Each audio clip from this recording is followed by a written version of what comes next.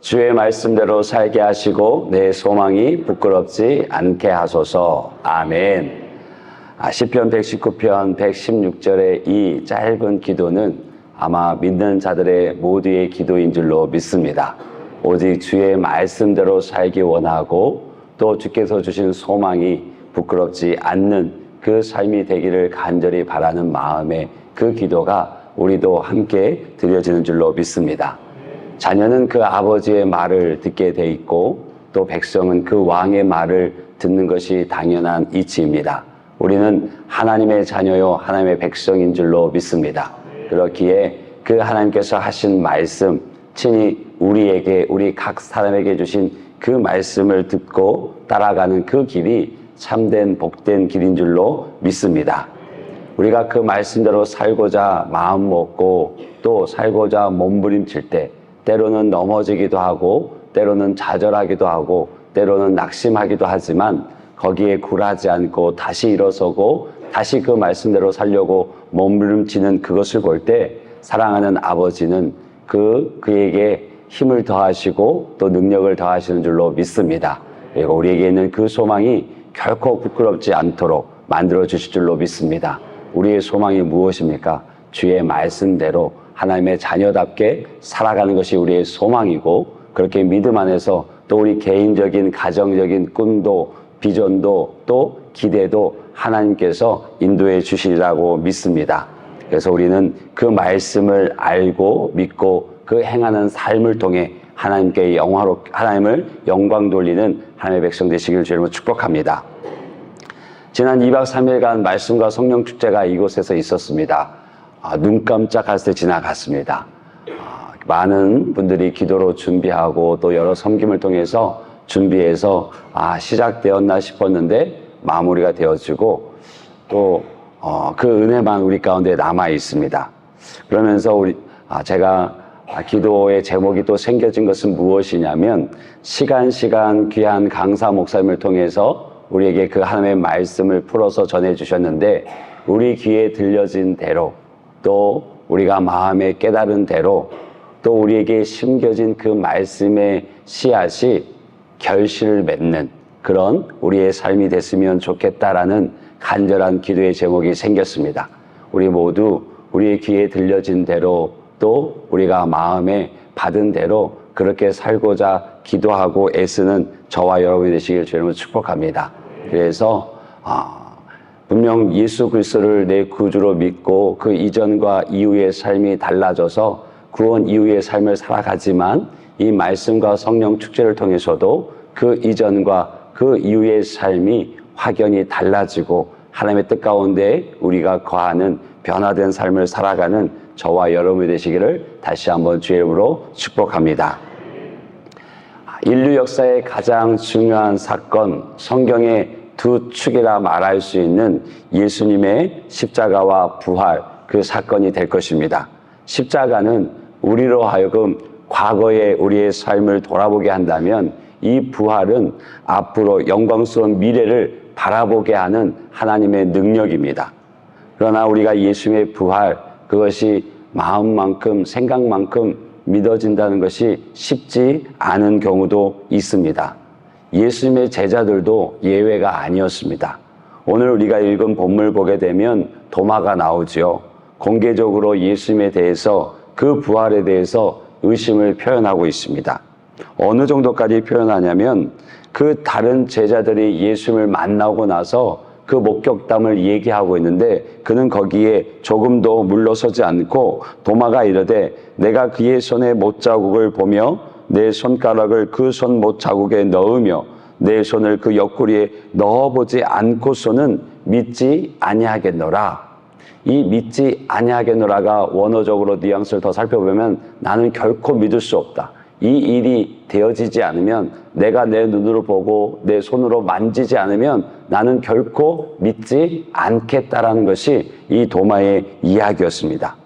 그는 함께 3년간 함께 했던 제자들, 다른 제자들의 이야기에도 아랑곳하지 않습니다. 그러면 예수님의 제자도 물론 다른 제자들도 그 부활의 주님을 다 믿지 못했고 만난 이후에 확신하게 되어졌지만 이 도마도 예수님의 제자였는데 예수님의 부활이 이렇게 믿기 어렵다면 일반 사람들은 예수님의 부활을 믿는 것이 얼마나 어렵겠는가라는 생각이 들어집니다. 물론 이 중에 많은 분들은 이미 주님께서 주신 믿음으로 말미암아 그 십자가의 죽음과 그 부활의 사건이 온전히 믿어지신 분도 있고 또 아직은 그 의심의 단계에서 하나님의 뜻을 묻고 계신 분도 있으리라고 믿습니다. 그래서 오늘 이 말씀을 묵상하면서 참 의심이 충만한 도마의 말이죠. 어쩌면 제자로서 이렇게 말하는 것도 쉽지 않을 텐데 너무나 당당하게 너무나 다른 이의 말에 전혀 생각을 두지 않고 자신은 그렇다. 나는 보지 않고는 만지지 않고는 예수님의 부활을 너희들의 말을 나는 도저히 믿지도 또 믿지 않겠다고 얘기합니다. 근데 이 말씀을 가만히 묵상해 보면요. 참 또 고마운 마음도 듭니다. 그것은 무엇이냐면 우리 가운데도 의심이 일어날 때가 있지 않습니까? 그런데 우리의 그 의심을 이 도마가 대변해서 아주 속 시원하게 깔끔하게 말해주고 있습니다. 도마가 가진 이 의심들, 우리가 그 부활의 사건이 믿어지지 않을 때 가졌던 우리의 질문이지 않을까요? 의심이지 않을까요? 때로는 우리는 워낙 신앙의 공동체 안에 있고 또 인격이 있기에 이토록 대놓고 하지 않는다 할지라도 그것이 잘 믿어지지 않는 경우가 분명 있었습니다. 그리고 이것이 그 어떤 것보다도 중요한 것은 예수님의 부활 사건은 대충 넘어갈 사건이 아니라는 거죠. 물론 십자가 사건도 그렇지만 오늘 부활의 사건을 다룬다면 그 부활의 사건은 우리가 대충 믿는 거로 치고 넘어가자라고 할 수 없는 거라는 것입니다. 사람이 죽었다가 살아났습니다. 그리고 그렇게 죽었다가 살아난 사람이 진짜 하나님의 아들이라면 우리의 생명과 내 전부를 던져야 할 사람인데 그 정도의 큰 일이라면 우리는 정말 확인하고 검증해 보고 그리고 나서 내 삶을 던져야 되지 않겠습니까?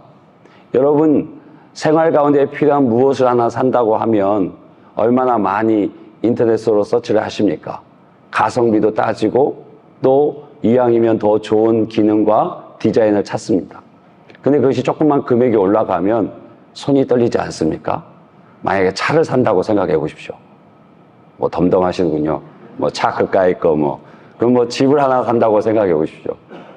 이 정도 집 한 두세 채 있으시니까 꿈쩍도 안 하시는데 정말 내가 내 경제력에서 큰 부분을 차지하는 것을 산다고 하면 얼마나 많이 또 고민하고 자료를 찾고 평판도 듣고 또 기도하지 않겠습니까?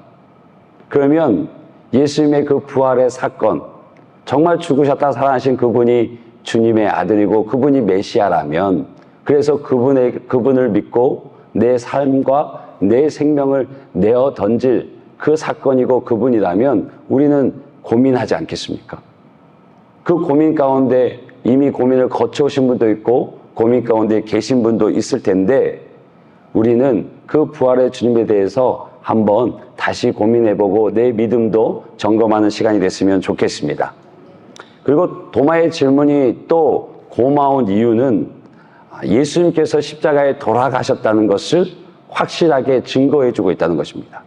이게 또 무슨 말인가 싶을 수 있는데 그 당시에는 많은 사람들이 예수님이 십자가에서 돌아가시지 않았다고 생각했습니다. 왜? 이 부활의 사건을 믿지 못하니까 이 빈 무덤을 믿지 못하니까 근원적으로 예수는 십자가에서 죽지 않았다라고 생각을 하고 많은 이들이 얘기했습니다. 또 하나는 십자가에 달리긴 하셨지만 돌아가신 것이 아니라 잠깐 기절하셨다. 기절하셔서 끌어내렸더니 나중에 기력이 회복되고 생명력이 붙어 있어서 그래서 제가 할 길 갔다라고 얘기하는 이들도 많이 있었습니다.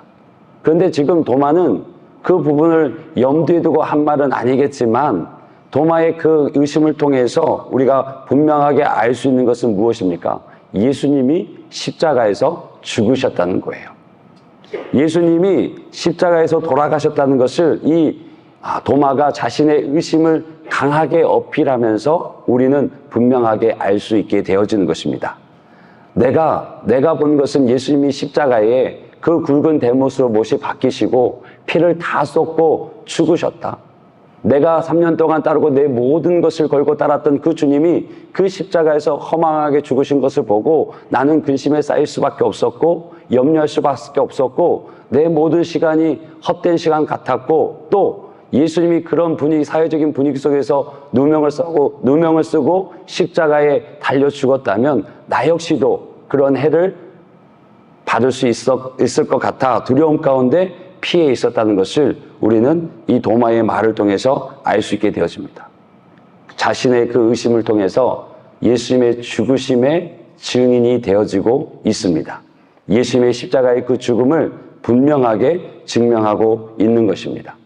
그래서 우리가 도마를 보게 될 때 여러분 도마하면 어떤 생각이 듭니까? 가장 먼저 떠오르는 게 아마 요한복음 우리가 함께 읽었던 20장의 말씀이에요. 의심 많은 도마, 믿음 없는 도마. 그렇죠? 아니 12명의 제자 중에 한 사람인데 그렇죠? 그렇게 생각되어지는데 오늘 요한 사도는 이 도마에 대해서 특별히 이야기를 담고 있습니다. 요한복음 안에는 도마의 이야기가 3개 담겨져 있습니다. 오늘 것까지 포함해서요. 첫 번째 그 에피소드는 요한복음 11장에 나와 있습니다. 예수님께서 지금 요단강 동편 베다니에서 하나님의 나라 말씀을 증거하고 또 이적을 베품을 통해서 많은 이들이 믿음이 생겨지고 구원으로 인도되는 많은 이들이 믿게 되어지는 그 역사의 현장 속에 있습니다. 그런데 그에게 예수님께 들려온 소리는 무엇이냐면 예수님께서 사랑하시는 나사로가 병들었다는 소식을 듣게 되어집니다. 그 소식을 듣고도 그 땅에서 계속 복음을 전하시다가 이틀이 지난 후에 제자들에게 이제 우리가 다시 유대 땅으로 가자라고 말합니다. 그때 제자들은 멈칫하게 되어지고 염려에 쌓여서 예수님 거기는 가실 땅이 아닙니다라고 얘기합니다. 왜 그랬냐면 이 요단강을 건너오기 전에 유대 땅에서 이미 하나님의 나라를 얘기하고 당신이 하나님의 아들임을 메시아임을 선포했습니다. 그런데 그 중에는 그것을 인정할 수 없는 이들이 돌로 쳐 죽이려고 신성모독이다라고 돌로 쳐 죽이려고 의기가 등등했습니다. 그래서 주님께서 거기를 피해 지금 이곳에 오셔서 복음을 전파하고 있는데 그 나사로의 병든 소식을 듣고 또 죽은 소식을 듣고 가겠다 하니 제자들이 멈칫할 수밖에 없는 것입니다. 그래서 거기는 안 됩니다라고 얘기합니다. 그런데 그때 이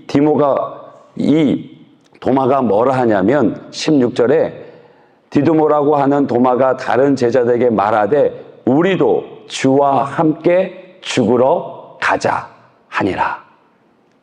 지금 도마는 그곳에 있을 때 며칠 전에 그곳에 있을 때 예수님께서 돌로 쳐 죽임을 당할 그 상황을 경험하고 왔기 때문에 다시 그곳으로 간다는 것은 생명을 보장받을 수 없는 큰 박해와 핍박이 있을 것을 염두에 두고 말하고 있는 것입니다. 분명 예수님이 그 말씀 안에 그 나사로의 죽음은 하나님의 영광을 위해서 예비된 일이다라고 말씀하셨지만 제자들은 그것을 다 깨닫지 못했고 또 멈칫거리고 있을 때 이 도마는 주님과 함께 죽으러 가자. 우리도 주님과 함께 죽으러 가자라고 담대하게 말을 합니다. 즉 도마는 예수님과 함께 고난을 받을 기백과 열정을 가지고 있었고 죽음까지도 생각하는 결사적인 자세와 충성스러운 모습이 그의 말을 통해 알게 되어집니다. 도마가 얼마나 주님을 사랑했고 그 말씀과 또 주님과 함께 고난받을 것이 준비되어져 있는지는 그 말을 통해서 우리는 충분히 알 수 있습니다. 다른 제자들보다 더 용기 있는 모습을 보게 되어지죠. 이게 도마의 모습입니다. 두 번째 도마의 모습은 요한복음 14장에 나옵니다. 예수님께서 고별 설교를 하시는 장면입니다. 그 고별 설교의 내용이 무엇이냐면 너희는 마음에 근심하지 마라. 내가 잠시 떠나지만 내가 가는 것은 너희를 위해서 너희들이 거할 처소를 예비하기 위하여 내가 가는 것이다. 그런데 내가 다시 와서 그 거처가 예비되어지면 다시 와서 너희들도 나 있는 곳에 있게 할 것이다 라는 고별 설교를 하고 계십니다. 그런데 도마가 질문합니다. 주님, 어디 가십니까? 어디로 가시는지 알지 못합니다 라고 물어요. 왜 그랬을까? 도마만 의심이 많아서 도마만 이해하지 못해서 그랬을까요? 다른 제자들은 다 이해하고 있었을까요? 예수님께서 떠나시고 예수님께서 저 하늘에서 우리가 거할 처소를 예비하시고 돌아오신다는 것을 이해했기에 가만히 있었을까? 한번 상상해 보면 제자들이 보여준 모습 속에는 그런 모습은 좀 상상하기 힘듭니다. 아마도 우리 같이 아무 소리 안 하면 그냥 중간은 가잖아요. 그렇죠? 뭐 안다 모른다 뭐 말 안 하고 그냥 가만히 있으면 중간은 가니까 제자들도 이 말들이 뭐 아리송하고 긴가민가 하는데 그냥 입 꾹 닫고 아는 척 했겠죠. 그런데 도마가 그때 얘기하는 거예요. 주님, 어디 가십니까? 어디 가십니까? 우리가 알지 못합니다. 나는 알지 못합니다. 라고 솔직하게 묻습니다. 이게 도마의 솔직함이에요. 도마가 솔직하게 그 말을 듣고 도저히 이해가 안 되는 거예요. 이게 무슨 말이지? 그래서 물었습니다. 그랬더니 예수님께서 그에 대한 답을 우리가 너무나 잘 아는 말씀을 해주십니다. 요한복음 14장 6절에 예수께서 이르시되 내가 곧 길이요 진리요 생명이니 나로 말미암지 않고는 아버지께로 올 자가 없느니라. 아멘.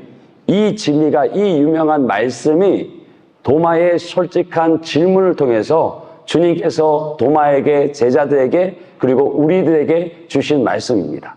예수님이 길과 진리, 생명 되신 줄 믿습니다. 오직 예수님을 통하여서 아버지께로, 하나님께로 나아가게 되는 줄로 믿습니다.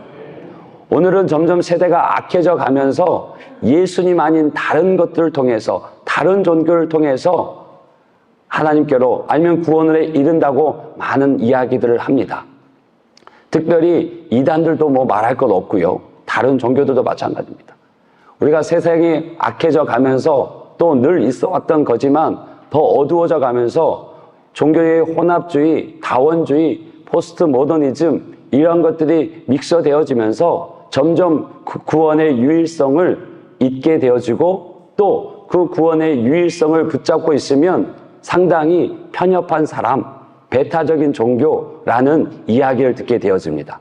여러분, 예수님이 유일한 구원자라는 그 의견, 그 주장 때문에, 그 진리 때문에 여러분이 편협한 사람이 되어지고 기독교가 배타적인 종교가 되어진다면 기꺼이 받아내십시오. 이것은 양보하고 타협할 일이 아닙니다. 이것은 내 목에 칼이 들어와도 예수님만이 구원자이시고 예수님만이 우리의 유일한 길과 진리 생명 되심을 선포해야 될 줄로 믿습니다. 세상은요, 그것을 상당히 편협하다고, 상당히 배타적이라고, 사랑의 하나님이 어찌 그럴 수 있냐라고 말하지만 그 외에는 우리는 다 나눌 수 있습니다. 섬길 수 있습니다. 기꺼이 그들이 알지 못해 구원의 길에 오는데 막혀 있다면 우리는 도울 수 있고 섬길 수 있고 배려할 수 있습니다. 그러나 내 안에 있는 유일한 그 예수님마저도 내어놓고 그들을 섬기고 그들을 도울 생각은 추호도 없습니다. 이것이 우리의 고백입니다. 예수님만이 유일한 길과 진리 생명 되십니다. 구원을 얻을 만한 다른 이름을 우리에게 주신 일이 없습니다. 예수님만이 구원입니다. 그래서 나로 말미암지 않고는 아버지께로 올 자가 없다고 말씀하셨습니다. 이 진리를 도마의 질문을 통해서, 솔직한 질문을 통해서 우리에게 말씀하신 것입니다. 때때로 우리가 믿음의 길을 걸어가다 보면 이해되지 않고 또 믿겨지지 않은 일들이 있을 수 있습니다.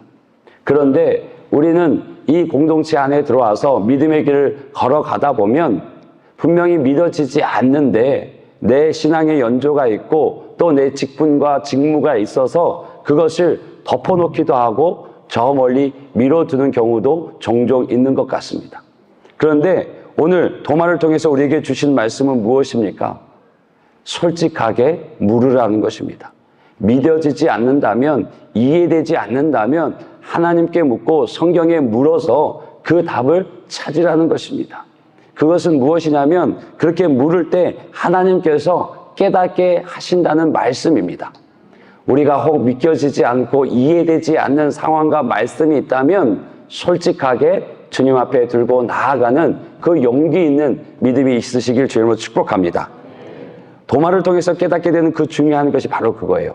의심이 우리들로 하여금 망가지게 하는 것이 아니라 의심을 통해서 확실한 것을 보게 한다는 것입니다. 바라기는 이 솔직한 의심이 우리 안에 있어서 확실한 것을 보게 되는 저와 여러분 되시길 주님으로 축복합니다. 이제 오늘 도마의 세 번째 이야기가 나옵니다. 예수님은 제자들에게 먼저 보이셨습니다. 부활하신 날 저녁 때 제자들의 있는 곳으로 예수님께서 찾아오셨어요. 그런데 그때 도마는 함께 있지 않았습니다. 24절 보게 되면 12 제자 중에 하나로서 디도모라 불리는 도마는 예수께서 오셨을 때에 함께 있지 아니하니라. 즉 예수님은 부활하신 첫날 제자들을 찾아오셨지만 도마는 그 자리에 없었어요. 여러분, 우리가 살아가면서 어디에 속해 있는지, 누구와 함께 있는지가 얼마나 중요한가를 보여주는 대목이기도 합니다. 여러분, 새해 계획 뭐 세웠는지 기억나십니까? 새해 송구영신 예배 드리면서 소원 예물 이렇게 적으셨잖아요. 기억나세요? 뭐 끄덕이시는 분이 한 10명이 채 안 되시는 것 같은데 곤란합니다. 담임 목사님께는 그 기도 제목 내놓고 기도하라 시켜놓고 까먹고 계시면 안 돼요.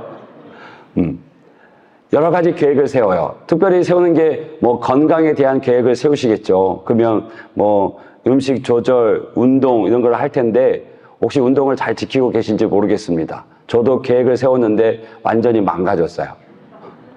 되게 점점 사람이 되게 넉넉해지지 않습니까?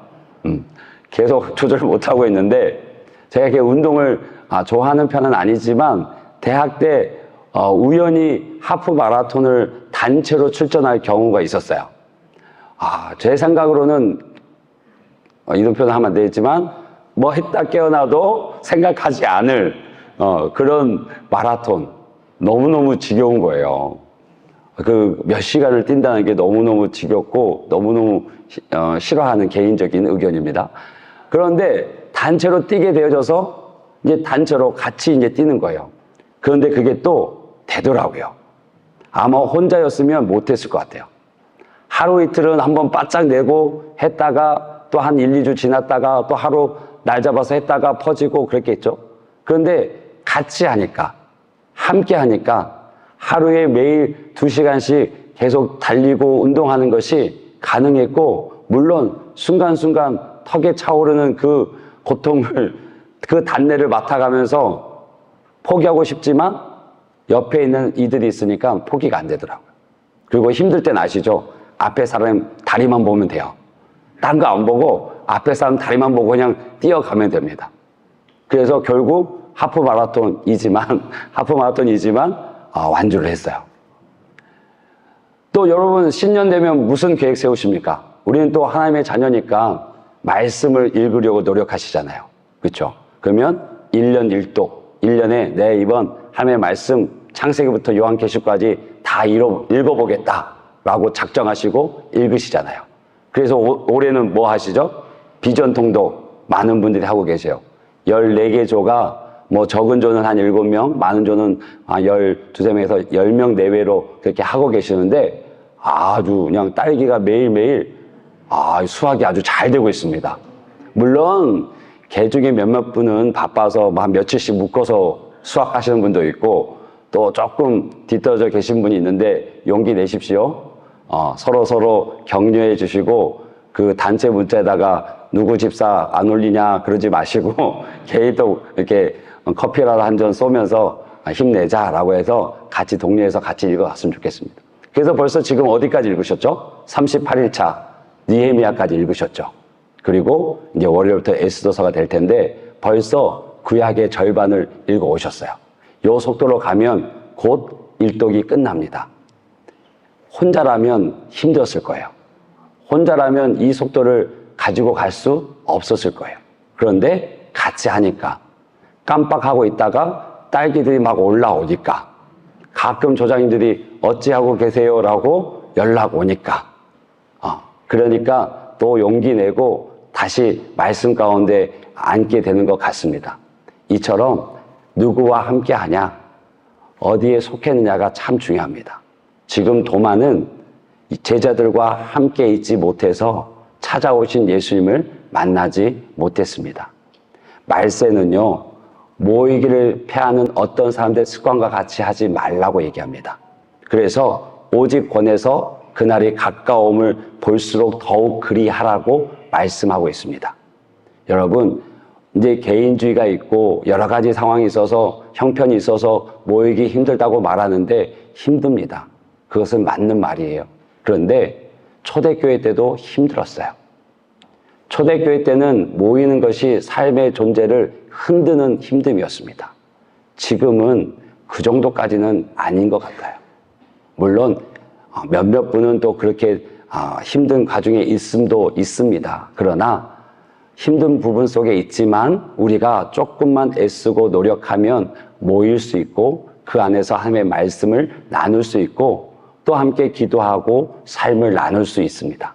그래서 마지막에 되면 참 주님께서 뭐라고 콕 찍어 얘기하셨냐면 오직 권하여, 오직 권면해서, 오직 함께 마음을 같이 해서 모이자라고 얘기해요. 그리고 그 말세가 가까울수록 더 그렇게 하자라고 말씀하고 있습니다. 바라기는 우리가 함께 모이는 그 일에 힘써가는 저와 여러분 되길 주로 축복합니다. 말씀과 성령 축제도 마찬가지죠. 2박 3일간 참 많은 분들이 새벽과 늦은 시간까지 함께 하셨어요. 아마 코피 흘리신 분도 있으실 거예요. 기력이 없으신 분도. 그런데 대부분 몸은 힘들지만 너무 기쁩니다. 몸은 힘들지만 너무 은혜였습니다. 몸은 힘들지만 행복했습니다라고 얘기해요.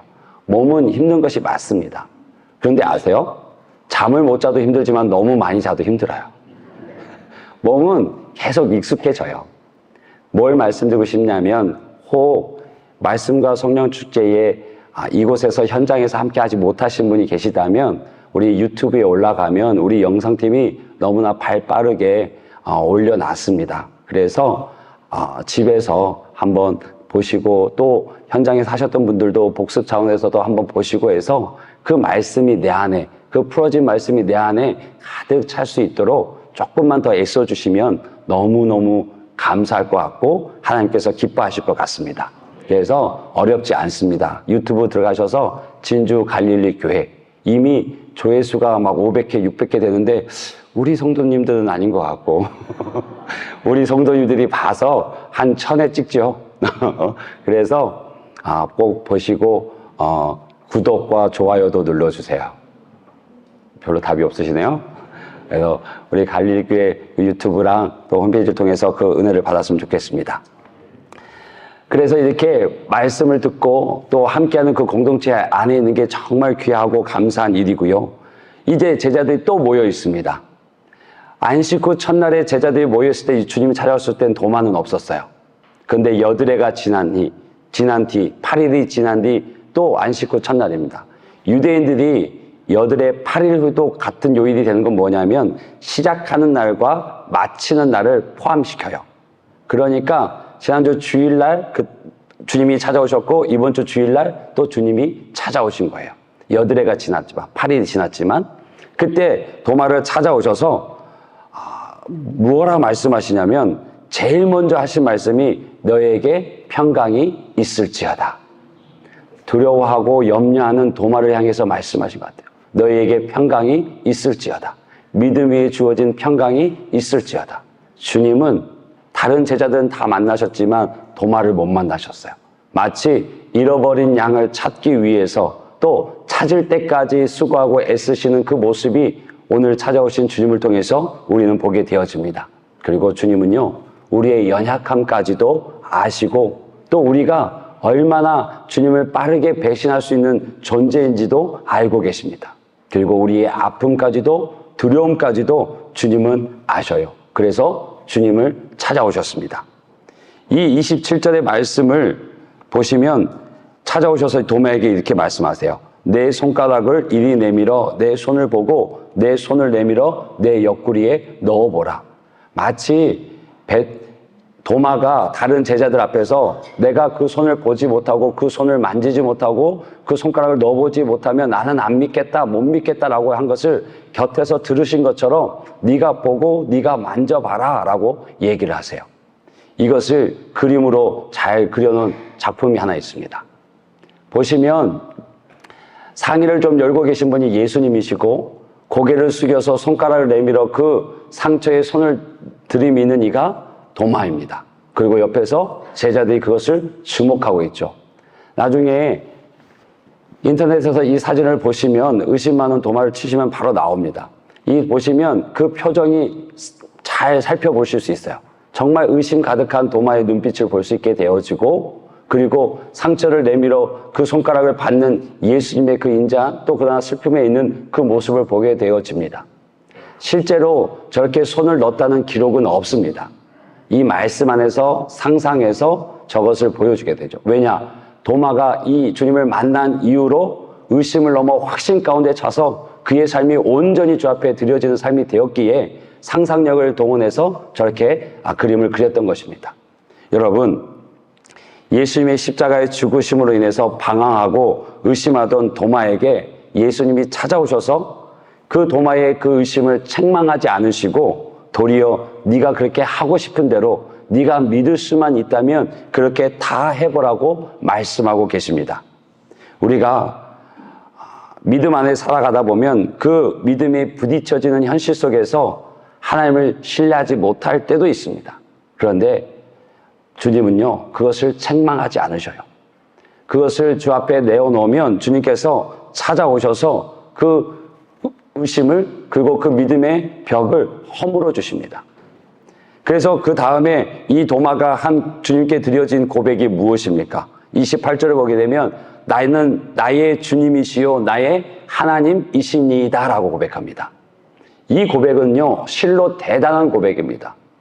예수님께 이런 고백을 한 이가 없고 유일한 고백이에요. 가장 비슷한 고백이 무엇이 있었죠? 베드로가 있었죠. 주는 그리스도시요 살아계신 하나님의 아들입니다라는 고백이 있지만 오히려 그 고백보다 높이 평가되어집니다. 예수님이 부활의 주님이 나의 주님이시요 나의 하나님이십니다라고 고백하는 것. 여러분, 예수님이 나의 주님 되심을 믿습니다. 주님이란 그 말은 주인이에요. 그러면 내 삶의 이유와 목적과 방향이 그 주님께 맞춰진 것입니다. 주님의 말씀을 따라 우리는 행하는 거고 우리가 살아야 할 이유도 그 주님의 명에 달려 있습니다. 그것을 고백하는 거예요. 그리고 그 부활의 주님이 하나님이라고 고백합니다. 그 하나님은 어떤 하나님이시죠? 창조주시죠. 모든 세상 만물을 그 말씀으로 지으신 이가 창조주 하나님이시고 나를 빚어 만드신 이도 하나님이시고 그리고 내 인생을 책임질 능력도 그 하나님께 있음을 우리는 믿습니다.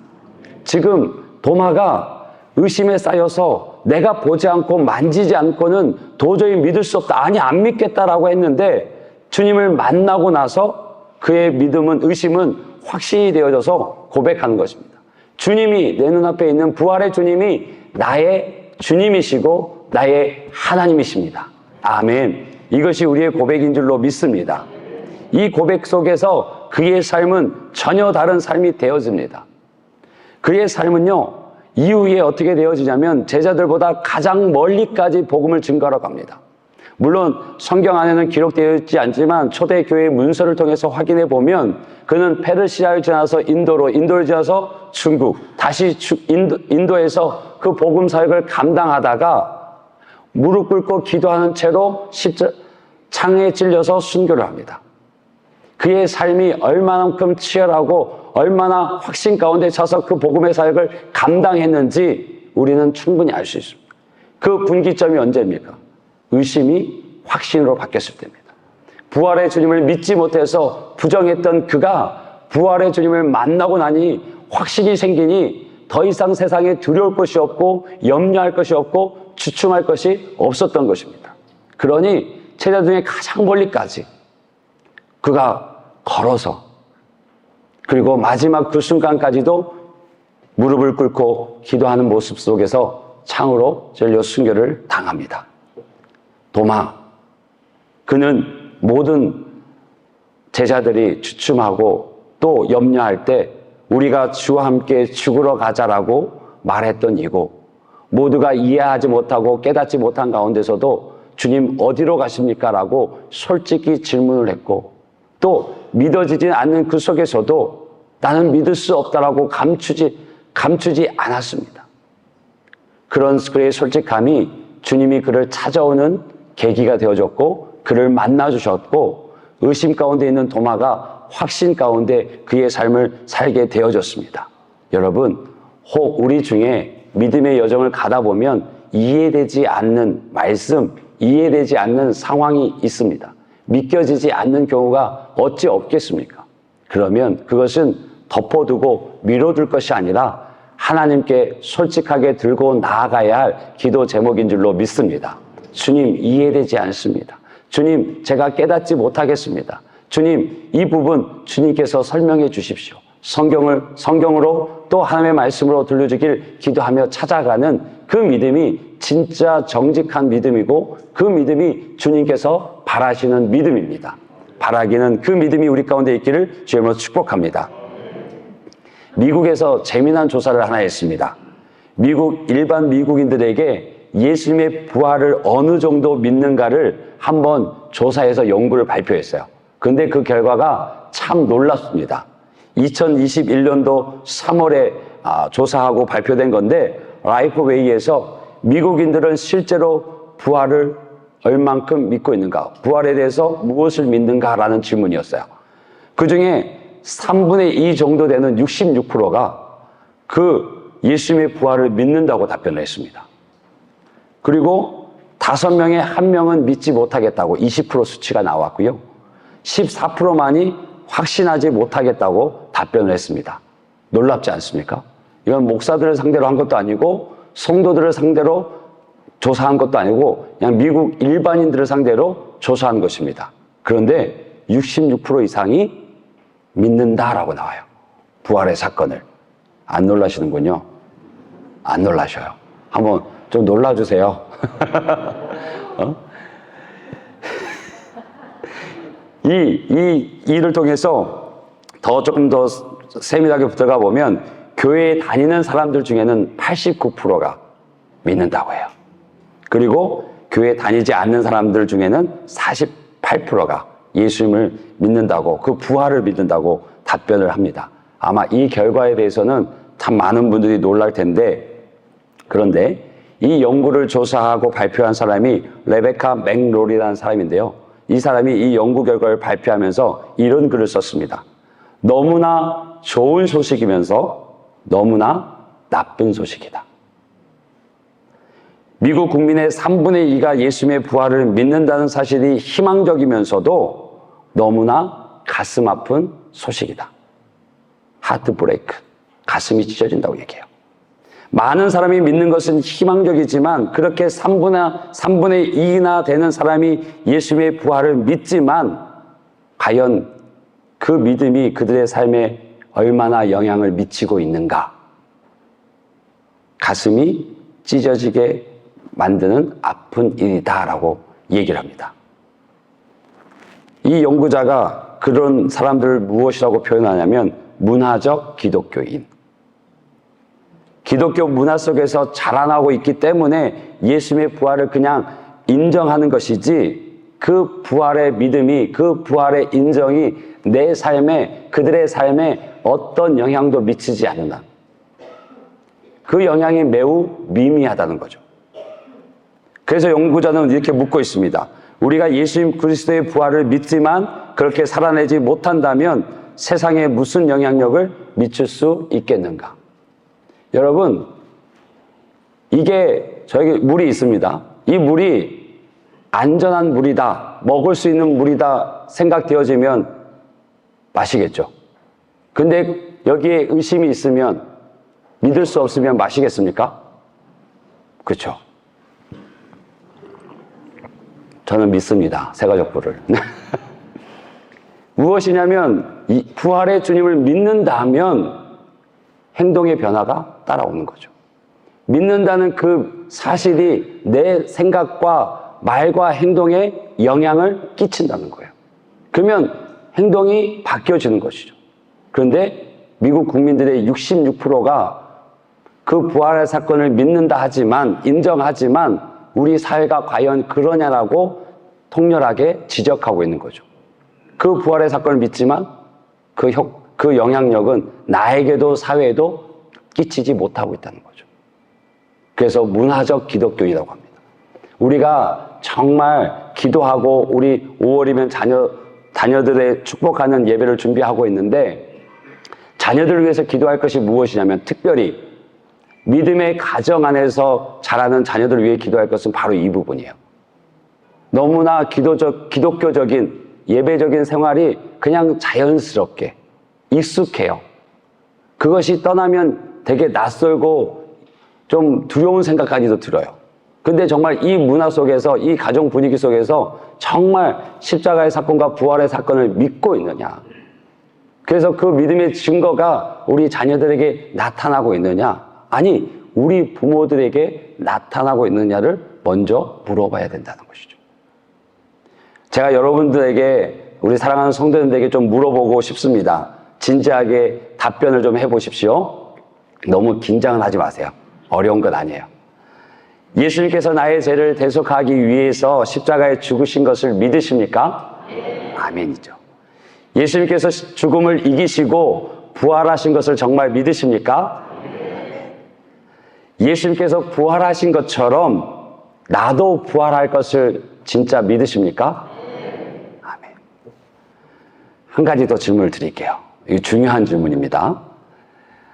내가 믿는 이 부활이 내 삶의 변화를 일으키고 있습니까? 이거 마음으로 대답할까 봐요. 그 부활이, 예수님의 부활이 내 삶에 영향을 주고 있습니까? 예수님의 부활 때문에 죽음에 대한 나의 시각이 바뀌어져 있습니까? 예수님의 부활 때문에 예수님의 부활 때문에 내가 살아가는 매일의 삶에 구체적인 영향과 변화가 있으십니까? 이 질문을 우리가 수시로 또 한번 자문하고 확인했으면 좋겠습니다. 진정 우리의 삶의 변화가 나조차도 찾기 힘들다면 우리가 입으로는 부활의 주님을 증언하지만 우리의 삶은 증언하지 못하고 있는 것 같습니다. 바라기는 그 주님의 부활의 사건이 진짜로 믿어지고 그 믿음의 증거가 우리의 삶 가운데 나타나길 주님으로 축복합니다. 예수님의 부활이 없다면요, 예수님의 성육신의 그 십자가도 아무런 의미가 없다고 말하고 있습니다. 고린도전서 15장 14절 보게 되면 그리스도께서 만일 살아나지 못하셨으면 우리가 전파하는 것도 헛것이고 너희 믿음도 헛것이라고 얘기해요. 그 부활의 주님이 온전히 믿어지고 그 믿음 안에서 살아가는 저와 여러분이 되시길 주님으로 축복합니다. 믿음의 여정에서 의심은 생길 수 있습니다. 그렇다면 주님 앞에 나아가십시오. 마틴 루터는 죽음에 대한 두려움이 있을 때 하나님을 만나게 됐고, 성 어거스틴은 인생의 방황 가운데 진리에 대한 끊없는 의심 속에서 주님을 만났습니다.